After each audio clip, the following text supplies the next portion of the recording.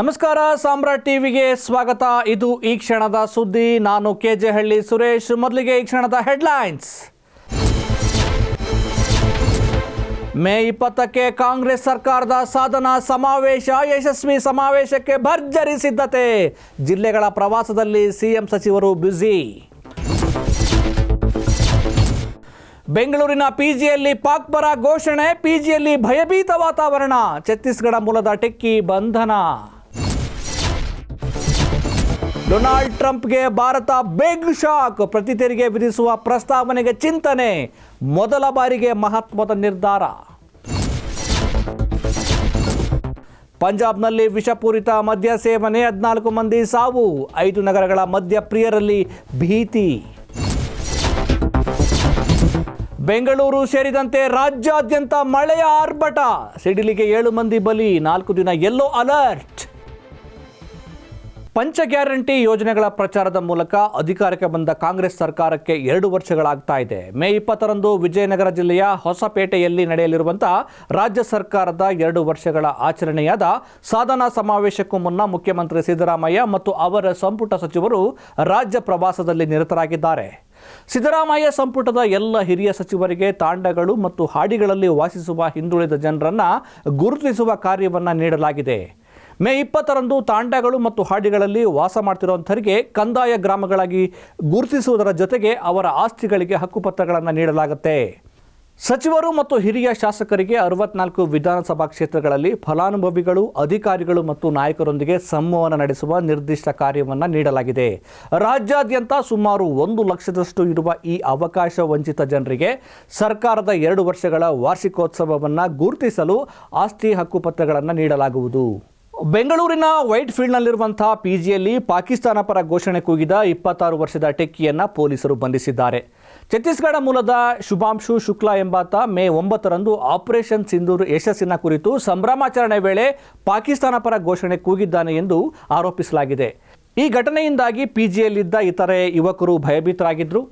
ಪಾಕಿಸ್ತಾನ ಪರ ಘೋಷಣೆ ಕೇಳ್ತಾ ಇದ್ದಂತೆ ಉಗ್ರರು ಇಲ್ಲಿಗೂ ಬಂದೇ ಬಿಟ್ರು ಅಂತೇಳಿ ಯುವಕರು ಭಯಭೀತಿಗೊಂಡಿದ್ದಾರೆ. ಪಿಜಿಯಲ್ಲಿದ್ದ ಇನ್ನಿತರ ಯುವಕರು ಭಯಗೊಂಡು ಹೊರಗೆ ಬಂದಾಗ 2 ಮಂದಿ ಬಾಲ್ಕನಿಯಲ್ಲಿ ನಿಂತಿರುವುದು ಕಾಣಿಸಿದೆ.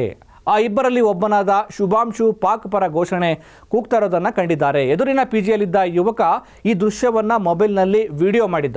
ನಂತರ ಅಲ್ಲಿಂದ ಯುವಕರು ತುರ್ತು ಸಹಾಯವಾಣಿ ಸಂಖ್ಯೆಗೆ ಕರೆ ಮಾಡಿ ಮಾಹಿತಿಯನ್ನು ನೀಡಿದ್ದಾರೆ.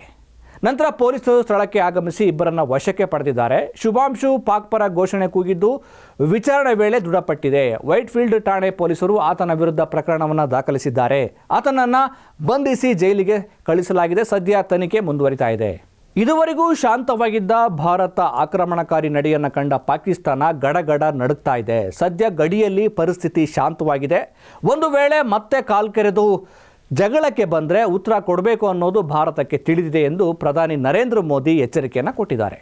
ಇದೀಗ ಅಮೆರಿಕಾಗೆ ಶಾಕ್ ಕೊಡಲು ಭಾರತ ಸಿದ್ಧತೆಯನ್ನು ಮಾಡಿಕೊಳ್ತಾ ಇದೆ. ಅಮೆರಿಕದ ಉತ್ಪನ್ನಗಳ ಮೇಲೆ ತೆರಿಗೆ ವಿಧಿಸುವ ಕುರಿತು ಪ್ರಸ್ತಾವನೆಯನ್ನು ಭಾರತದ ವಿಶ್ವ ವ್ಯಾಪಾರ ಸಂಸ್ಥೆಗೆ ಸಲ್ಲಿಕೆ ಮಾಡಲಾಗಿದೆ. ಮಾರ್ಚ್ನಲ್ಲಿ ಅಮೆರಿಕ ಭಾರತ ಸ್ಟೀಲ್ ಮತ್ತು ಅಲ್ಯೂಮಿನಿಯಂ ಆಮದು ಮೇಲೆ ಶೇಕಡ 25ರಷ್ಟು ತೆರಿಗೆ ವಿಧಿಸೋದಾಗಿ ಘೋಷಣೆಯನ್ನು ಮಾಡಿತ್ತು. ಇದಕ್ಕೆ ಪ್ರತಿಯಾಗಿ ಭಾರತ ಪ್ರತಿ ತೆರಿಗೆ ವಿಧಿಸುವ ಪ್ರಸ್ತಾವನೆಯನ್ನು ಸಲ್ಲಿಕೆ ಮಾಡಲು ನಿರ್ಧಾರ ಮಾಡಿದೆ.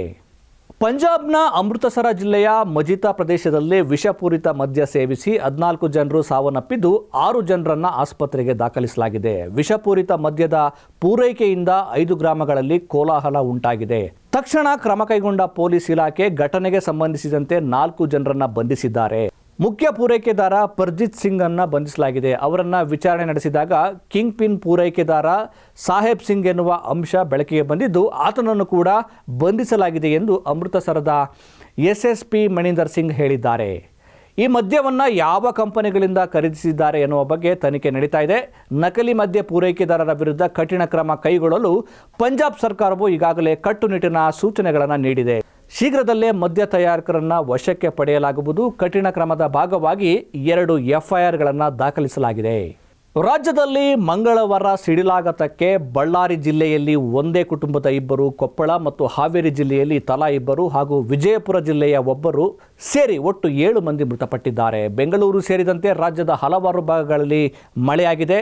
ಭಾರತೀಯ ಹವಾಮಾನ ಇಲಾಖೆ ಈ ಹಿಂದೆ ಬೆಂಗಳೂರು ಸೇರಿದಂತೆ ಹಲವು ಜಿಲ್ಲೆಗಳಲ್ಲಿ ಗುಡುಗು ಸಹಿತ ಹಗುರದಿಂದ ಮಧ್ಯಮ ಮಳೆಯಾಗುವ ಮುನ್ಸೂಚನೆಯನ್ನು ನೀಡಿತ್ತು. ರಾಜ್ಯದಲ್ಲಿ ಮಂಗಳವಾರ ಸಿಡಿಲಾಘಾತಕ್ಕೆ ಬಳ್ಳಾರಿ ಜಿಲ್ಲೆಯಲ್ಲಿ ಒಂದೇ ಕುಟುಂಬದ ಇಬ್ಬರು, ಕೊಪ್ಪಳ ಮತ್ತು ಹಾವೇರಿ ಜಿಲ್ಲೆಯಲ್ಲಿ ತಲಾ ಇಬ್ಬರು ಹಾಗೂ ವಿಜಯಪುರ ಜಿಲ್ಲೆಯ ಒಬ್ಬರು ಸೇರಿ ಒಟ್ಟು 7 ಮಂದಿ ಮೃತಪಟ್ಟಿದ್ದಾರೆ.